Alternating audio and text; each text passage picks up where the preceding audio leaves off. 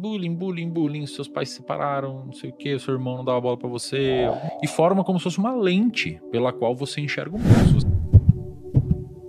Dentro da psicologia, de uma maneira geral, essas crenças que você citou, elas têm dois nomes diferentes que dizem mais ou menos a mesma coisa, dependendo da perspectiva epistemológica que você for estudar a questão.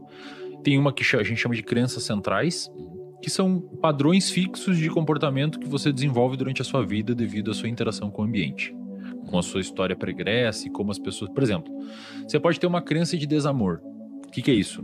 Muito comum em pacientes com depressão. Crença de desamor, crença de incapacidade, crença de insuficiência. No ensino fundamental, você sofreu bullying. Bullying, bullying, bullying, seus pais se separaram, não sei o que, seu irmão não dava bola pra você, alguma coisa assim.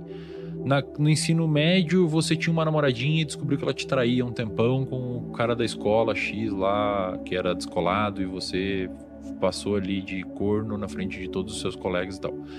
Mais uma moedinha dentro desse sistema de crença.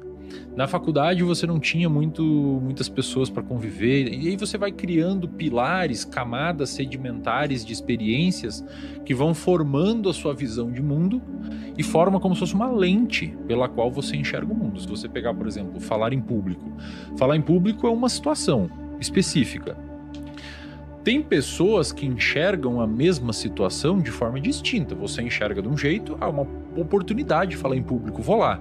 Ele enxerga de outra, eu não tenho muito problema, eu vou fazer. O outro, não, pelo amor de Deus, e o outro nem ferrando que eu falo em público. Então, a situação em si, ela não tem poder de alterar a emocionalidade de uma pessoa. Depende da forma como essa pessoa enxerga essa situação. E a forma como essa pessoa enxerga essa situação é pautada e fundamentada por essas crenças centrais, que podem também ser chamadas de comportamento regido por regras, que é um outro tipo de nome, mas basicamente para a mesma coisa. As crenças centrais, Thiago, o manejo delas clínico ou o manejo do paciente é basicamente por meio de exposição. Então, cara, se você não consegue falar em público, se você tem dificuldade de lidar com ganhar dinheiro, etc., é você criar um contexto onde ofereça a essa pessoa provas finais de que aquela situação que ela teme não é nociva. Então o cara tem medo de falar em público, a estratégia padrão ouro para conseguir manejar isso é expor o cara e falar em público. Por exemplo, eu já tratei paciente com fobia social grave que não conseguia falar com um colega de trabalho no elevador, assim, era realmente... A gente começou com dar bom dia pro porteiro, cara. A partir de agora, todo dia você vai dar bom dia pro porteiro. Na próxima semana você vai falar com o caixa do supermercado. E assim a pessoa foi se expondo, foi vendo que aquilo ali não tem problema nenhum e que a associação que ela estava fazendo entre o pânico de falar em público e como se fosse um problema muito sério, ela é uma associação que não tem fundamento nenhum, só existisse medo na cabeça dela. É como se a gente limpasse as lentes do paciente, permitindo com que ele enxergasse o mundo de uma forma mais fidedigna.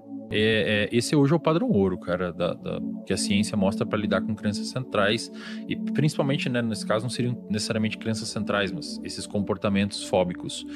Crenças, cara, a forma que a pessoa se enxerga, eu não sou amado, as pessoas são melhor que eu não consigo, eu sou inferior, eu sou insuficiente, envolve um trabalho bastante difícil, porque normalmente essas crenças são muito rígidas.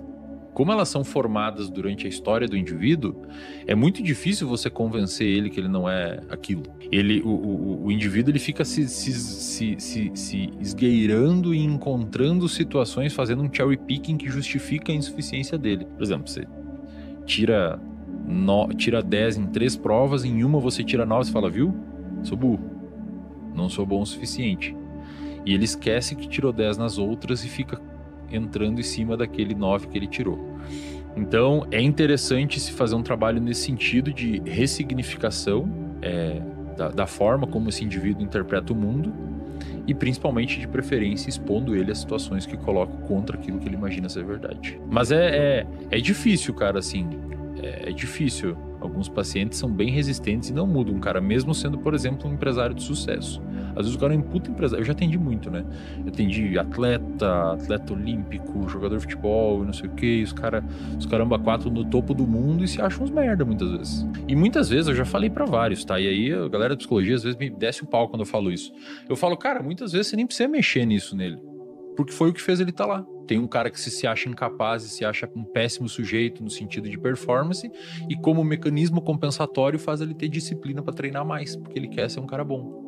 Aí você tira essa sensação dele de se achar não tão bom o suficiente, às vezes ele relaxa e procrastina o treino.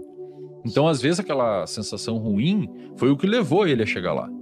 Só que aí, claro, quando ele chega lá, ele fala, bom, agora eu já cheguei onde eu não quero mais essa sensação ruim.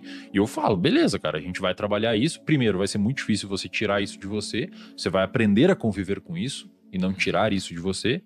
E você tem que entender que isso pode ter tido uma função significativa na sua vida para fazer você chegar onde você tá. Sim. Os medos são excelentes motivadores.